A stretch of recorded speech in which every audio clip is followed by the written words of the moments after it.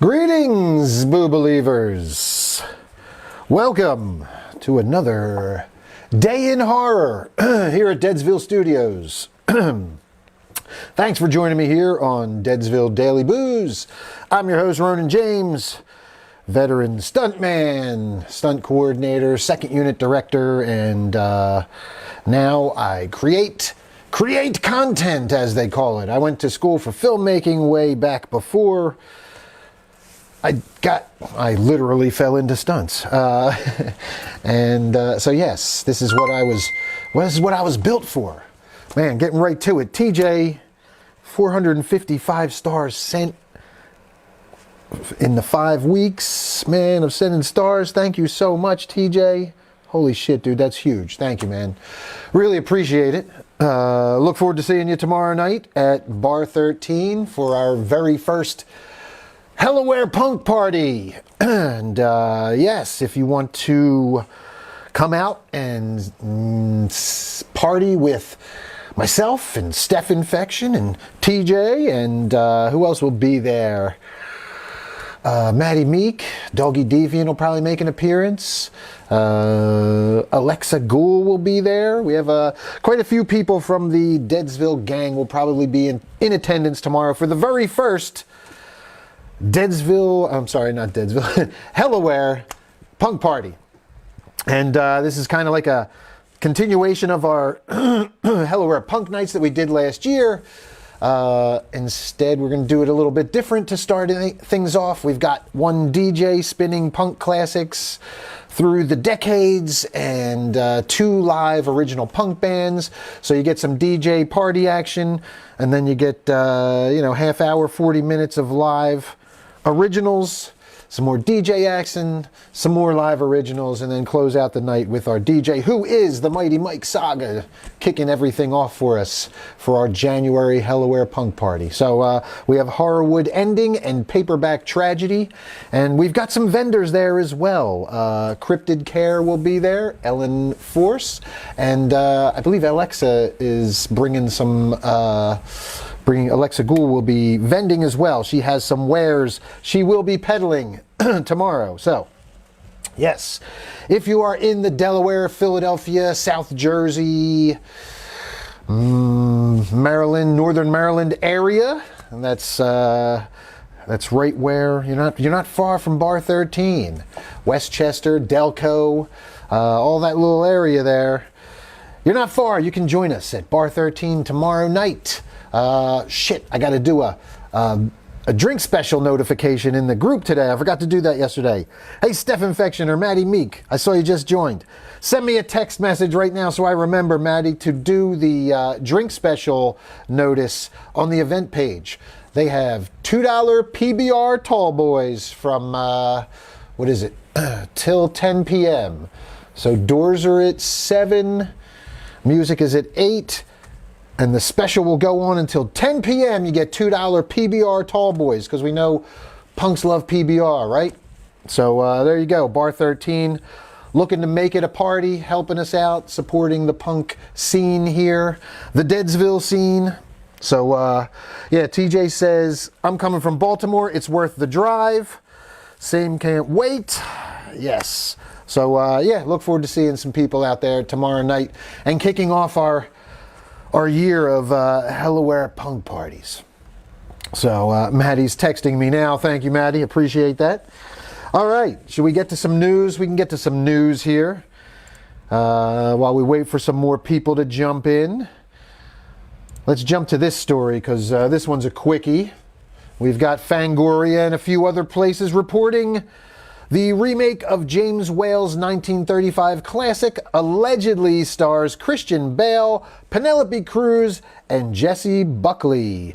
And it's Maggie Gyllenhaal's Bride of Frankenstein, and it's supposed to begin production in March. So going into production, and some cast says allegedly, so Christian Bale, interesting. Penelope Cruz, Jessie Buckley. I mean, Bride of Frankenstein is one of the all-time greats, obviously. One of the early gothic femme fatales, if you will.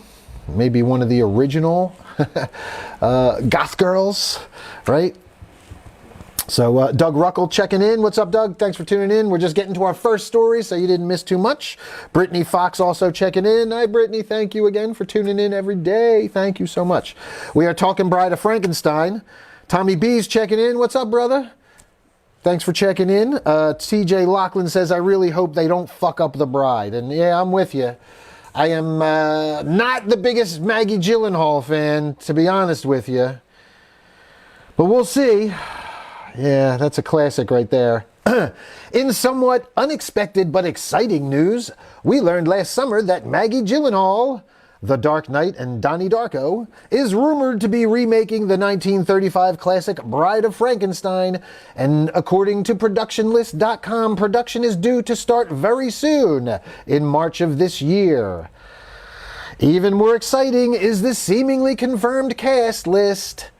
That includes Gyllenhaal's The Dark Knight co-star Christian Bale, Penelope Cruz, Jessie Buckley, and Peter Sarsgaard. A project summary listed on the site gives us more insight into who's playing who.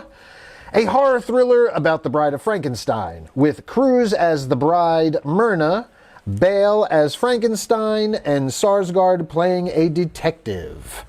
Okay, so Penelope Cruz is the bride?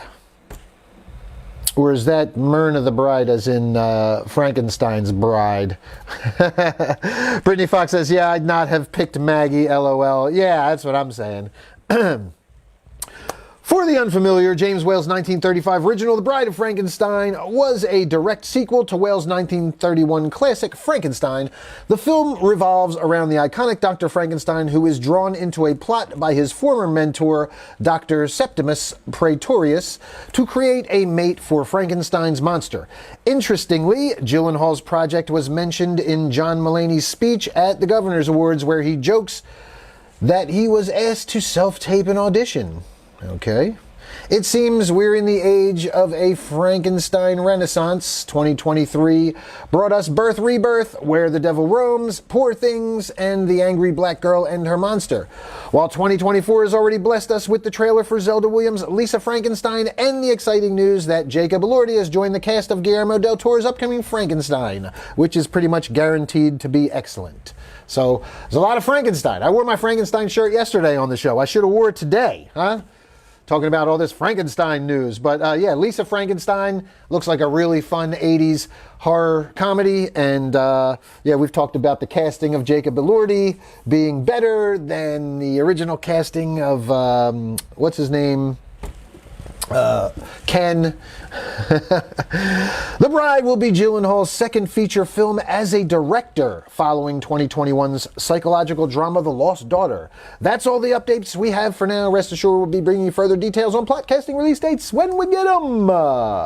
Yes, so okay, maybe Maggie Gyllenhaal's just directing it. She directed a psychological drama, The Lost Daughter. So yeah, Brittany, maybe we're saved. Maybe she's not in it because... yeah, the bride it says Myrna, being played by Penelope Cruz.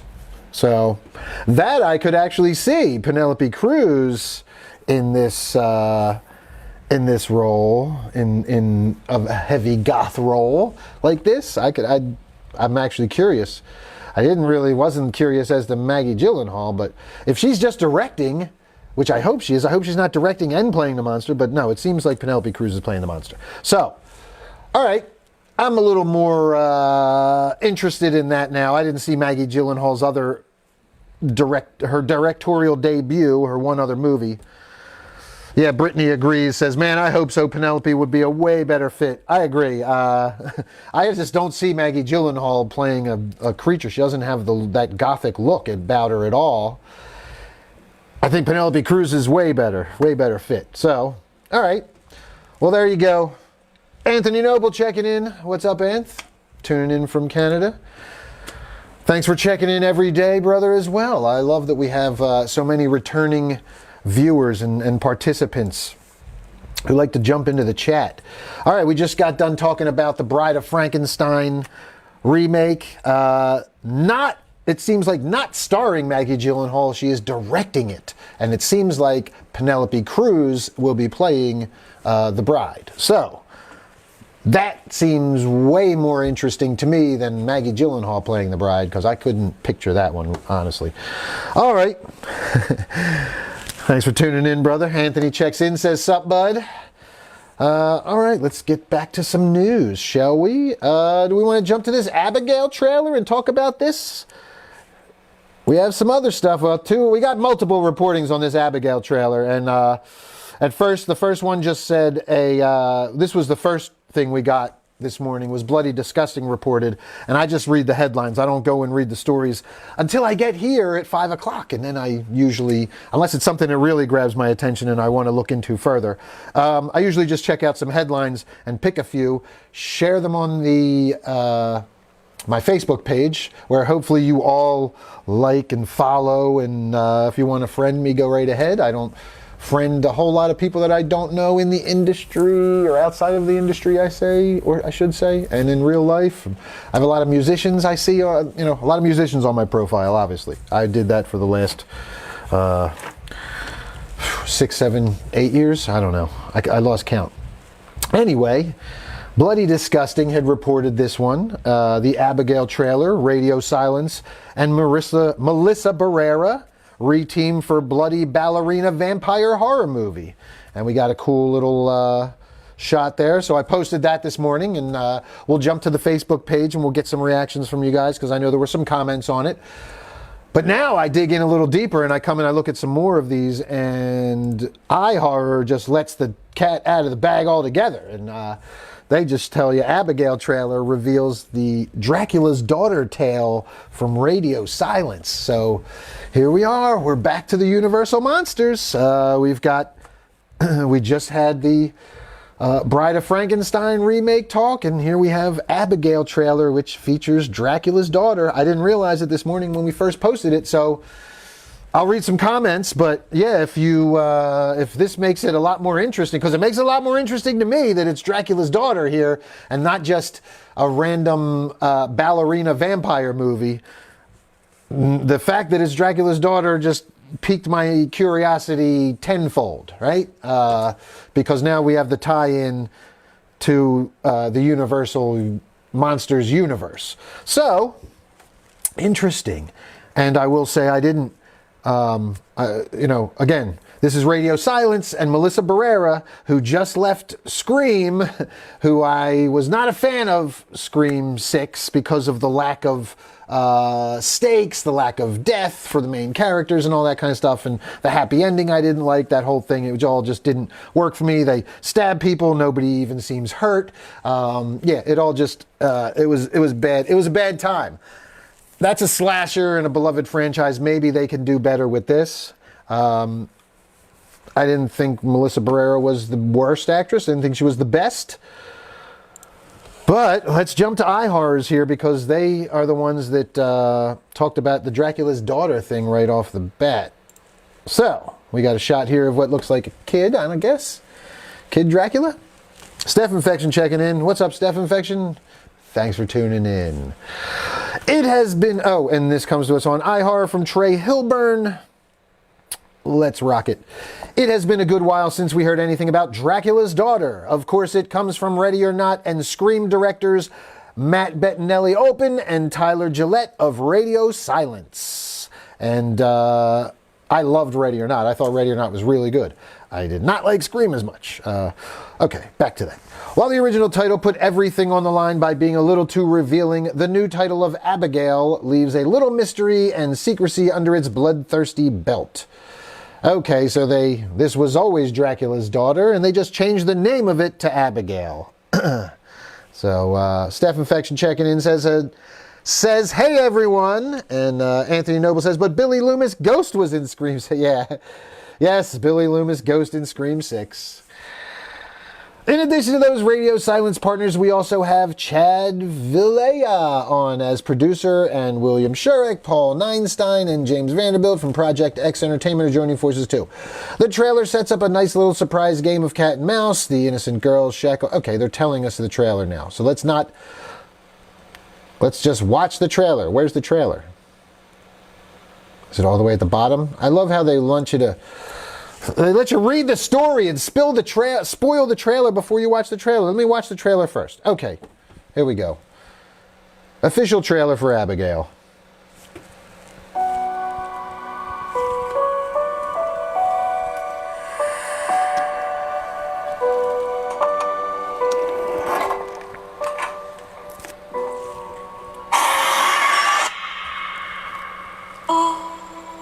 You all came highly recommended. You know the rules. No real names, no backstories, no cell phones.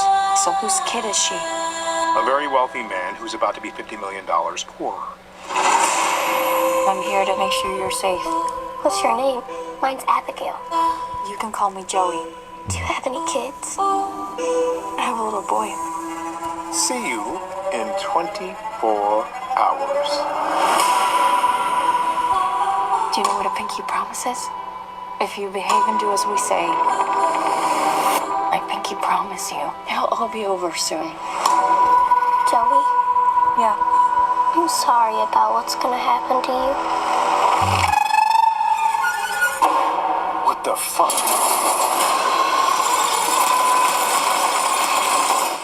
Shit, we gotta get out of here. I think she knows something. Guys.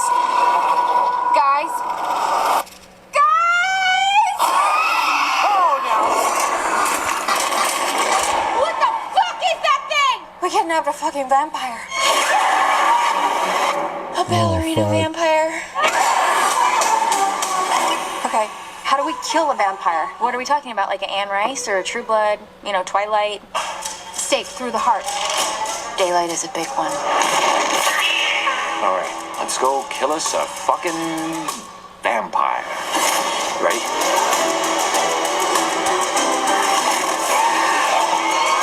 Vampire on fire!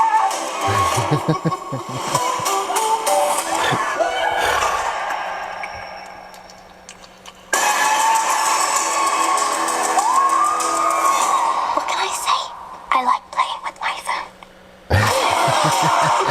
Whoa! She's fucking flying!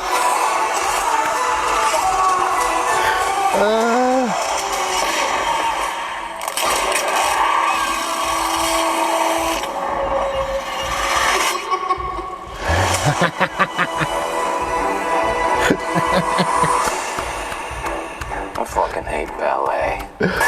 Oh, shit. Oh, man. Oh, shit. I had no idea. What do you guys think? Abigail, holy shit. That looks like a ton of fun. I love the cast. I see a lot of familiar faces in there. Some good actors, some character actors that I really enjoy. Man, that looks good. That looks really good. Holy shit. Yeah. Oh, fuck. Let's check the texts here, guys. So, hi, Steph. Hi, Steph, says Brittany. Sorry, Britt, if that's not your voice, that's the best impersonation I could do. That's my generic lady's voice. Hi, Scream Hearts. Mwah. TJ Lachlan says, doesn't look bad. Anthony Noble, LOL, that movie looks fun. Brittany says, I actually think this looks fun. Wasn't sure what to expect, but it doesn't seem half bad. Maddie Meek says, I'd watch it.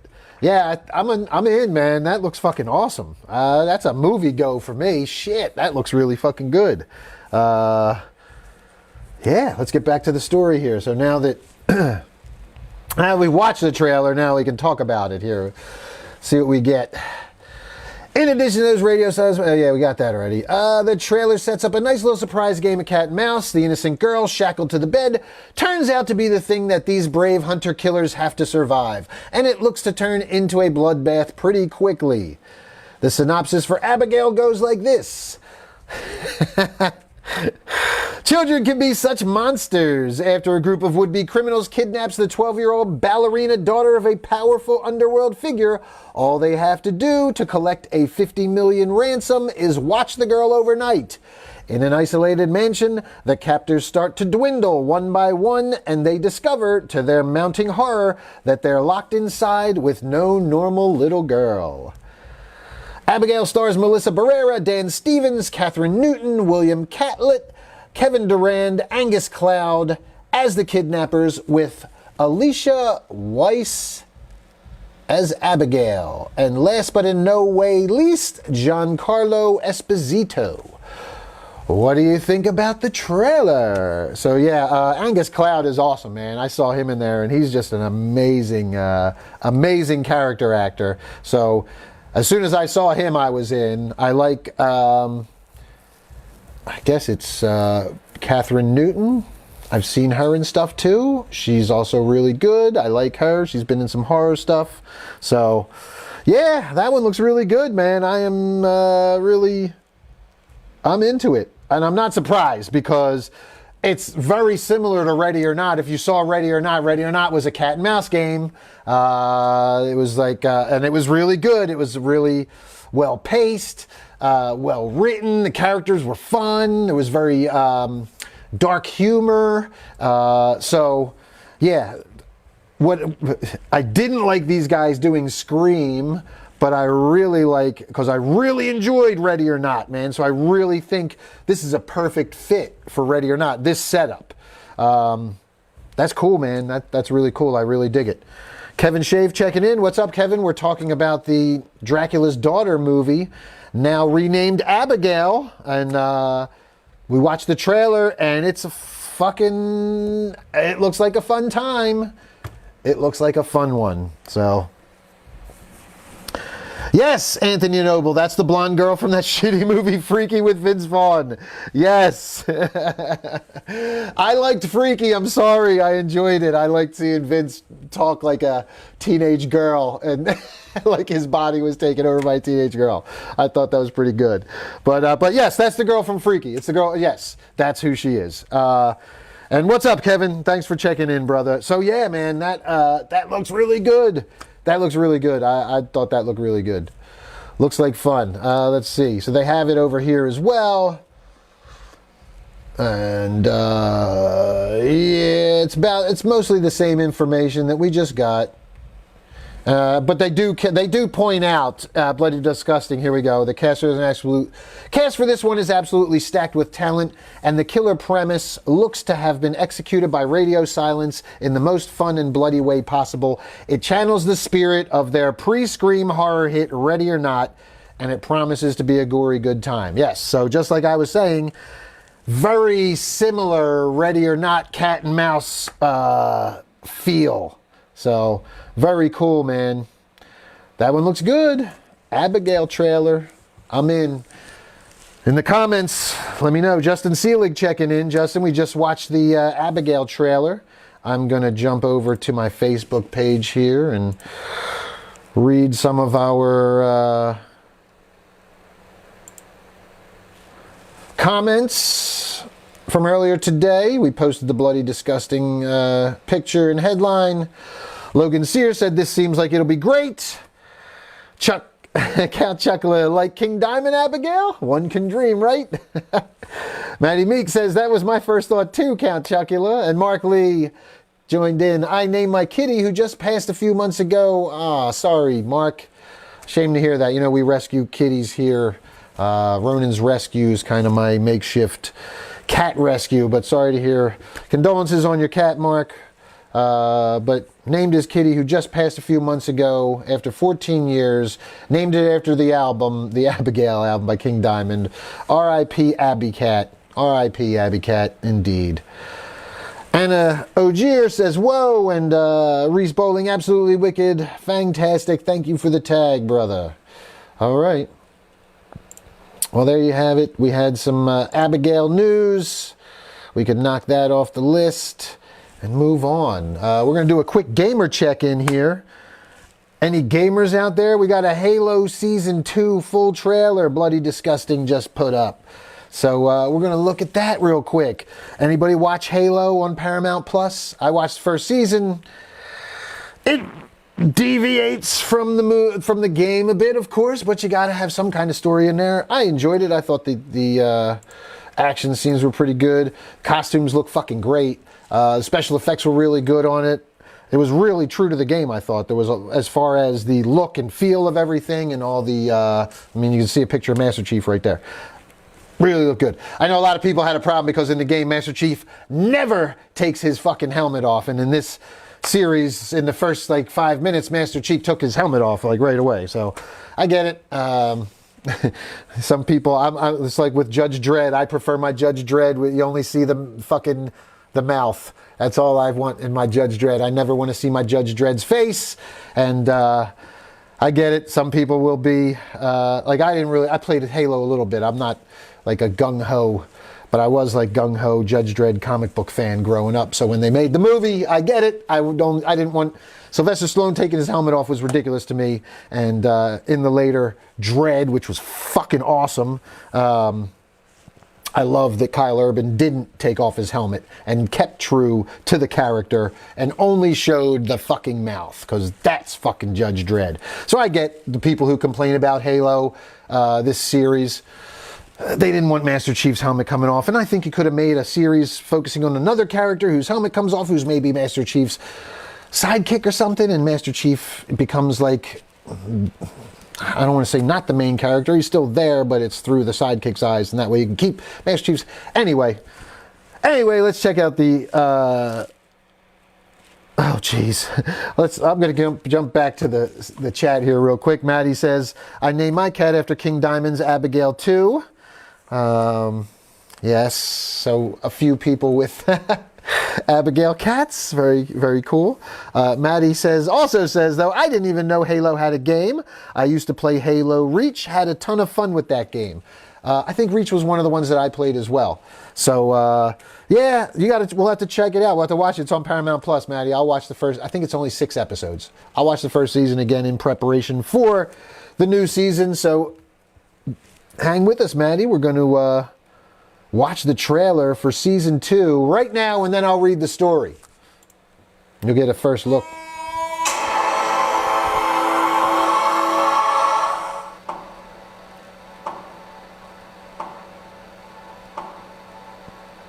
People of Reach.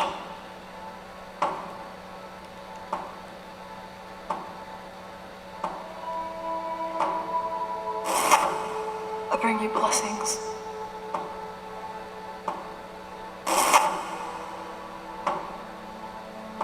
Know that I am the instrument of your extinction.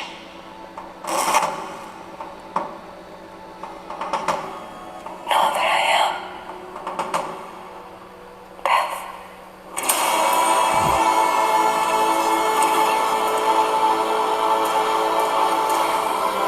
Sometimes events are beyond our control. And in those moments, we save what we can. Look at your faces. I do not see defeat. No! And I do not see surrender. I will not make the stand alone.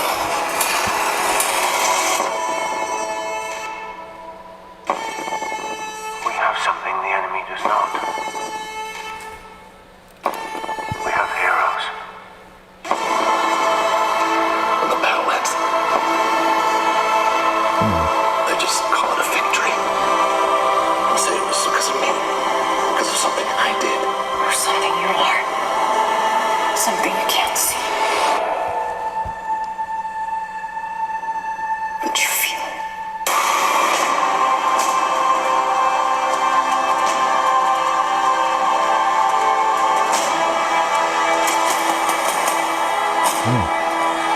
Good stunts, good fights, good battle sequences, good fucking special effects, man. This shit looks, whew. Hopefully the story's good, because it looks fucking phenomenal.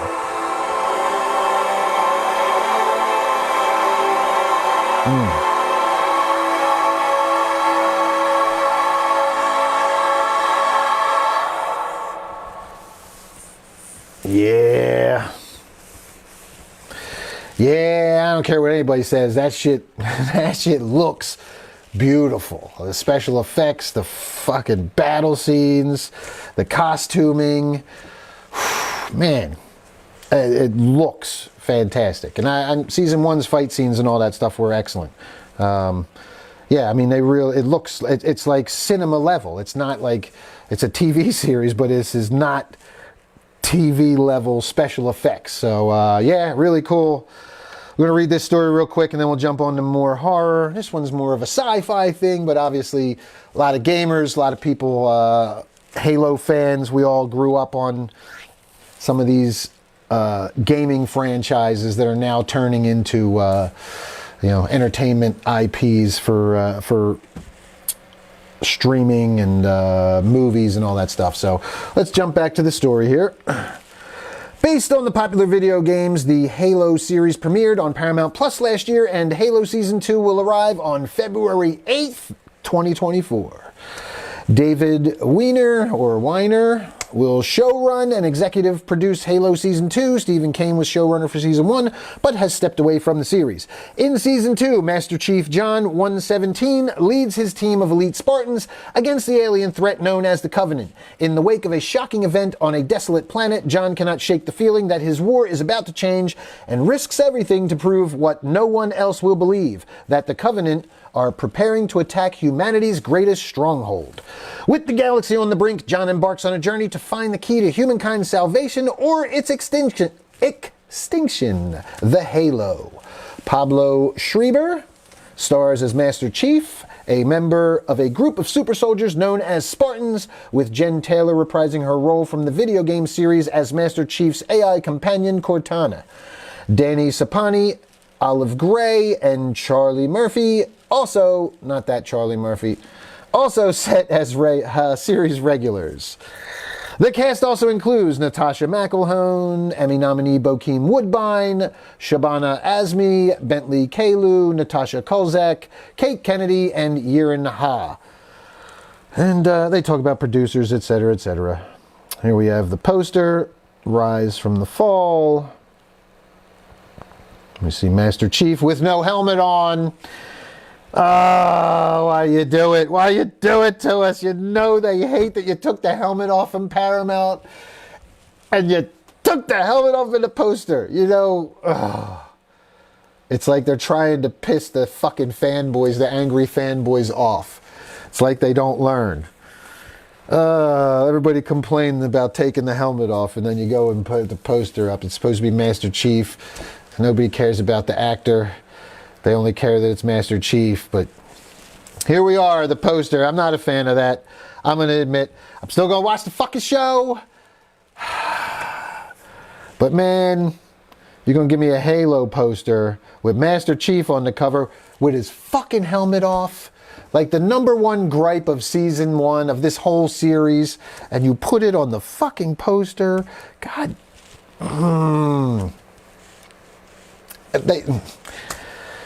Executives don't listen. Hollywood just doesn't listen. They don't listen. They just don't listen. Hi, Mitzi Green and Sal Sermania checking in. Thank you for tuning in once again. We're talking Halo, the series, on Paramount Plus. Season 2 comes February 8th. If you are somebody that played the games like me and you would watch the first season, you maybe check in if you hated it. Maybe this one will win you over. Yeah, we'll see. I'll jump to the chat real quick. Brittany Fox says, looks stellar. I agree. I hope there's a good story to go along with it. Yeah, I mean, that's where we're at. Hopefully. They're going to have his helmet off all the goddamn time. It's going to drive me up a wall. But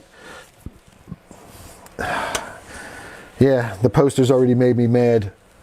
I'm trying not to rant yet. I might want to save the rant for something later. Maddie Meek chimes in, the poster with his helmet off is driving me crazy, LOL. Yep. And I guarantee you, if you go and look in fucking chat rooms or groups or whatever, you go to the fucking Reddits or wherever where these fucking Halo fans, whatever the Halo forum is, They are flaming the shit out of that poster. I guarantee they are flaming the shit out of that poster. But hey, that could be what the Hollywood executives want, because all press is good press. If everybody's talking bad about the poster, at least they're talking about the poster, right?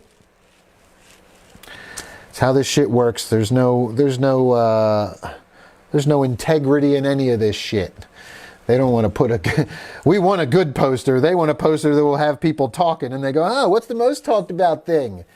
That he took the helmet off. Okay, let's put a poster out there with his fucking helmet off. Fuck those fans. I would not be surprised if that was the meeting. Fuck, man. SP checking in once again. What's up, brother? Thanks for joining us. We are talking about Halo Season 2, which the trailer looked fucking epic and great, phenomenal, all that stuff. And if you're a Halo fan, your biggest gripe ever with Halo is that they took the helmet off, and then we scroll down to the end of the story, and sure enough, there's the fucking poster. They took his helmet off in the fucking poster. I got a rant on it. God damn it, Hollywood. I swear, I would not be surprised if they did this shit on fucking purpose just to piss all the fucking fanboys off and get all those angry trolls on the internet flaming shit and hashtagging Master Chief and Halo sucks and all that shit, just so that it would get out there and everybody's talking about it. I guarantee it. Because I didn't even realize that this trailer is out there. This story's a little older too, right? This was from 7 hours ago. Okay, so this is today's news from John Squires on Bloody Disgusting. Dude, and yeah, the trailer looked fucking awesome. All the goodwill. It's funny because all the goodwill build up watching that trailer. It looks so good. It looks so fucking good. All that goodwill build up was just shit on when I scrolled down past it to this fucking poster. And they've got a poster with Master Chief with no fucking helmet on. Oh my God. All right, we got to move off this story. I'm going to go nuts. All right. Oh man. All right, guys. Here's one. Well, let me jump here real quick. Anthony Noble says, I can't wait to hear about Last of Us Season 2. Yeah, I saw some of that stuff. There's some talk of it. I'm not going to jump to that yet. I'll save that for tomorrow probably, because we have some stuff I want to get to here, some stuff I know that we are fans of. And here's another one before we get to our lead story, which is the sequel of 28 Days, 28 Weeks Later. We're going to do that last. Right now we're going to jump to this one. Destroy All Neighbors comes out tomorrow on Shudder. You can check it out, and on VOD. You'll be able to grab it. So they dropped an exclusive clip from Jonah Ray Rodriguez, Alex Winter horror comedy. And here's a scene where I guess he's explaining prog rock to a severed head. Let's check it out, shall we? Why do you want to make that shit when you could make EDM? Prog is like life, man. It's complex. It's overwhelming and confusing. Always changing. Prog artists take every idea they have, they put it into every single song. You'll find one verse that has flute, didgeridoo, and a washboard and a synth. It's just wild. They promise to deliver everything, and they actually try and do it. There's crazy hope in that. To try and set out to do the impossible and actually do it sometimes, and not everyone will get it. But the right ones will.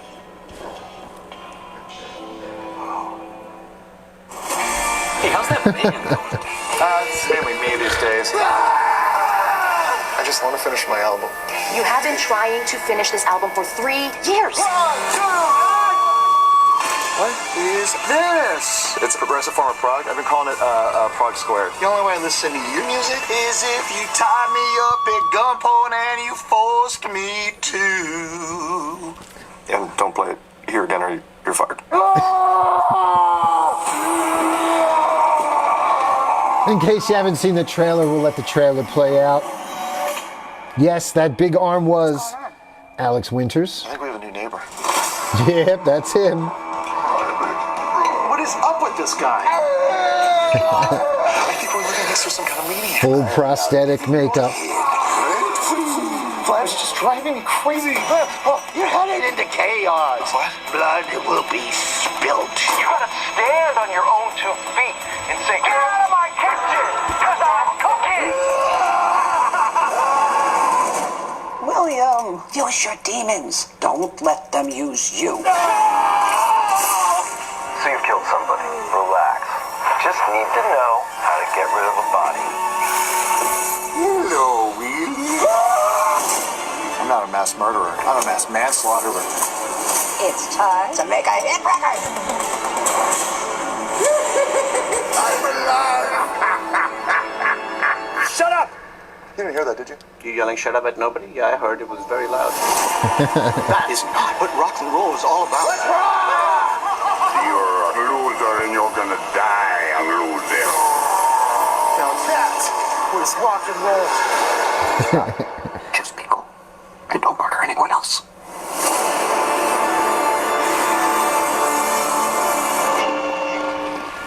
Yeah. That one looks great. It's great to see Alex Winter back in horror. Comes to Shudder tomorrow. TJ checks in, says, can't wait to watch that tomorrow. Yeah, I'm going to try and squeeze it in maybe before our Hellaware punk party in the afternoon. Maybe I'll get it in. I wonder what time they come on. I wonder if it comes on at midnight tonight on Shudder and I could watch it late night tonight. Matty Meek says, oh my fucking god, this looks awesome. Oh my god. Matt, you didn't see this trailer yet? Yeah, this is all practical effects, prog rock, demons, fun stuff. So yeah, is it normally midnight, TJ? Sweet. TJ said normally midnight they will premiere on Shudder, so that means tonight at midnight we could be watching it. So yeah, stay tuned, Boo Believers. I might give you a spoiler-free first take tomorrow on Daily Boos Live after watching Destroy All Neighbors tonight. Very cool. Thanks for the info, TJ. Maddie, Steph, we're watching it tonight. Late night, ladies. Gonna watch it. All right. Let's move on to our next story here, which is the one everybody has been waiting for. And this one's on JoeBlow.com. 28 years later, Danny Boyle and Alex Garland team up for 28 Days Later sequel, which could become a new trilogy. And yeah, we saw the poster earlier, or if you saw my on my Facebook page, or if you want to see the still, boom, there's the still with the poster on it. There you see 28 years later, and I don't know if this is the real poster, concept poster, but this is what is circulating right now. And yeah, pretty cool. You can jump back here and bring me back up, and we will jump to this story by Kevin Frazier. Fans have been begging for another installment of Danny Boyle and Alex Garland's 28 Days Later for years, and they're finally getting one. THR reports that Boyle and Garland are reuniting for 28 years later, a new sequel which is expected to be shopped to studios, streamers, and other potential buyers in just a few days. 28 Days Later was followed by 28 Weeks Later, but Boyle and Garland were only involved as executive producers. THR states that Boyle will direct 28 Years Later with the hope being that it could launch a new trilogy. Garland will write all 3 movies, with the budget for each said to be somewhere around $75 million. That would place the new movie well above the $8 million budget of the first and the $15 million budget of the second. After all these years, it's hard to believe the 28 Days Later sequel might actually be happening, but the pair finally began seriously discussing it last year. A few years ago, an idea materialized in my head for what would be really 28 years later, Garland said last year. Danny always liked that idea, Boyle added, so we're talking about it quite seriously, quite diligently. If he doesn't want to direct it himself, I'll be well up for it if we can execute a similarly good idea. The original movie starred Cillian Murphy as Jim, a bicycle courier who awakens from a coma to discover that a rage virus has spread throughout the country, causing a total societal collapse. What this new sequel will bring remains to be seen, but Murphy has said that he's game to return. I was talking to Danny Boyle recently, and I said, Danny, we shot the movie at the end of 2000, so I think we're definitely approaching the 28 years later, Murphy said last year. But like I've always said, I'm up for it. I'd love to do it. If Alex thinks there's a script and Danny wants to do it, I'd love to do it. So, Cillian Murphy is down to act in it, and yes, the original creators are looking to jumpstart a trilogy. Everybody wants to do a trilogy nowadays, right? What do you guys think? 28 years later, is the interest still there? Are you still a fan of the originals? They were the original fast zombies, man. The 28 years later zombies, and yeah, that was man, 20 years ago. 20 plus years, 2008. So no, not 20 yet. But yeah, I'd be interested in seeing it. I think they did the first take on the fast zombies and making it a trilogy. Everybody wants to make a trilogy nowadays. More zombie stuffs. We can always use more zombie stuffs. Right? I hope so, because that's what I'm planning on doing next. Trying to clear some of the air here, guys. Anthony Noble checking in says 28 days later was epic. TJ Lachlan says I'll watch it for sure. And yeah, I would definitely check it out. I really dug the fast zombies aspect of it. So you know, they were the first ones to kind of bring that rage zombie thing out there. And yeah, I would be interested to see their take on it, picking it up 28 years later, where the world is, where how the infected have spread in 28 years, and what of society is left, and where they're fucking holed up, because that's what it's going to be. It's going to be, it's like British Walking Dead. Yeah, instead of a bicycle courier, it was a sheriff. So yeah, British Walking Dead. Let's do it. Except they do it in movies. So everybody wants to do trilogies now, and now I guess, that's the thing. Like you've seen, we've talked about here, Nicolas Cage doesn't want to do movies anymore. He wants to do long format storytelling with characters, whereas characters can grow over the course of a long, streaming series, as opposed to doing short form movie stuff. So I guess signing on for trilogies could be movies answer to this streaming series kind of thing. If you get actors, an actor is going to say, yeah, I want to do this thing where my character arc gets to be, stretched out over a few years, seasons of a series. Well, we're going to do 3 movies, so your character arc can go 3 movies. Maybe it'll entice some of them. I still think streaming is going to eventually just overtake everything. Horror, luckily, still draws at the box office, so we're number one. We're number one. That's right, Boo Believers. All right. Well, what do you think about 28 years later? Are you down for some more zombies? I got some comments I will read here on Facebook. Anthony Noble had said, oh shit, this better happen. Logan Sear had said, this has potential to kick ass. And Kelly Weber said, love these movies, would totally watch. Those were your thoughts on 28 years later. So yes. Yeah, I would definitely be interested to see. I like the giant jump. They did 28 days, then they did 28 weeks. So let's see it 28 years, that big fucking jump. And now, man, could you imagine the chaos and destruction that an outbreak like that could do in 28 years? It's pretty cool. I want to see it. That'd be interesting, man. I dig it. All right. Well, Speaking of zombies, I promised TJ and a couple people that had asked, and I said I would give some details. We can jump to it here real quick, and you can see the little picture art that I did.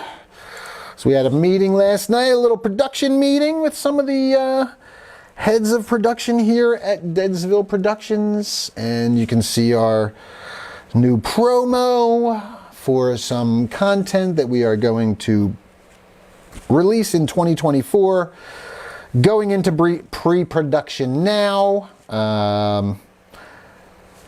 Deadsville ZRT. And yes, this is a Deadsville-based zombie response team. And it will star yours truly, along with Les Price, Steph Infection, Maddie Meek, some familiar faces, Nick C. Kelly, who you will recognize from the Deadsville trailer and some of the music videos, and Chris Dyer as Bob Zombie, who you will also recognize from the Deadsville trailer and music videos, and Alyssa Canalicio. I hope I pronounced that correctly, Alyssa, who is homesick right now, so feel better, Alyssa. And Alyssa will be joining us as a new fear leader on Deadsville and playing one of the characters in Deadsville ZRT. She'll also be doing some more acting and stuff with us here at Deadsville Studios. So looking forward to that. And I'll give you a quick little synopsis. Everything is still loose, but Deadsville ZRT takes place in the Deadsville world where the living dead are pretty commonplace. They walk around freely. They are not fast zombies like 28 Days Later. They're not the fast, quick, cunning zombies like Les Price played in Army of the Dead, Zack Snyder's Army of the Dead on Netflix. So this Les will not be reprising his role as the zombie, alpha zombie from that movie. Instead, these zombies are the shambling, slow, George Romero original, not too bright zombies, classic vintage OG zombies, if you will. So the whole part of the allure here is that the Deadsville response team isn't really super needed. We're kind of like a joke to the general public of Deadsville because zombies are just dealt with. They're so slow, but every once in a while somebody has to call us, and we tend to bungle things hilariously, but the zombies are so slow and dumb, we usually win out the day anyway. And that's the basic premise. So we will get plenty of people who want to be zombies. If you want to be a zombie, you will start seeing casting calls. And, if you are a local actor or comedian or musician and want to be part of this, we will definitely need some zombies at some point. The first set of episodes, we'll say, the first batch of content will revolve around the new recruits to the zombie response team, to the Deadsville ZRT, and we will get to meet them as they get to learn about the zombie response team leaders, who will be played by myself and Les Price. I won't give too much away. I'll be wearing an eye patch, and Les Price will be playing a very Vin Diesel-ish action soldier hero kind of guy. So we're not stretching things too far here. This stuff is pretty cut and dry with our characters. We will have some fun with the new recruits, who will be Steph Infection, Maddie Meek, Alyssa Canalicio, and Nick C. Kelly. They will be our new recruits on the Deadsville ZRT, and Chris Dyer playing Bob Zombie.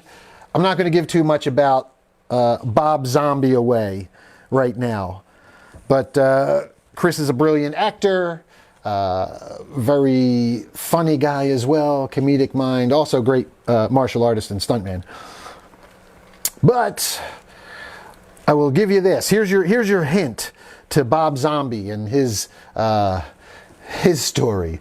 We'll say my character would refer to, my character is the military leader, the leader of the, he's the one with the, he's a bit loco, but a little bit shell-shocked at this point. But he's the veteran, and he would refer to Bob Zombie as one of the good ones. All right, so that's all I'm going to give you right now for Chris Dyer's Bob Zombie character. So yes, keep your eyes peeled. Deadsville ZRT will be a bunch of content. We'll start out small. We're going to do some reels and shorts that'll probably be about a minute, 90 seconds, 2 minutes tops, and we'll kind of establish some characters and some of the inner workings of the world that we will populate, and then we will get, well, a lot of it will be training videos too. We're going to start out doing, prepping our new recruits in the training gym. So looking forward to that. You get to see us put the new recruits through the ringer with some martial arts and some takedown techniques and all kinds of stuff to hilarious results. So yeah, stay tuned for that one, Boo Believers. It's coming soon. George Giordano checking in. What's up, George? Special effects artist extraordinaire. George and I worked together on Death House many years ago, and George has some awesome stuff on his profile too if you want to check it out. He does some great special effects work, and yeah, if you go over to George, he's in the chat now. You can give him a follow and see some of the cool stuff that he's worked on over the years and still works on today. Yeah, very cool. He just sent me a picture of him and Lloyd Kaufman on stage together doing a Q&A. Very cool stuff. So thanks for tuning in, George. I always appreciate it when my industry friends check in. It's a blast. Yesterday we had Justin Clark check in with us. If you missed it, go back and watch it. He is a professional stuntman, one of the guys we came up together in the business, started about 20 years ago. He is a recurring stunt zombie on the new Walking Dead spin-off show, and I'm going to draw a blank on what it was called, because that's another title. It's the Rick and Michonne show, The Ones Who Live, I believe it was called. I'll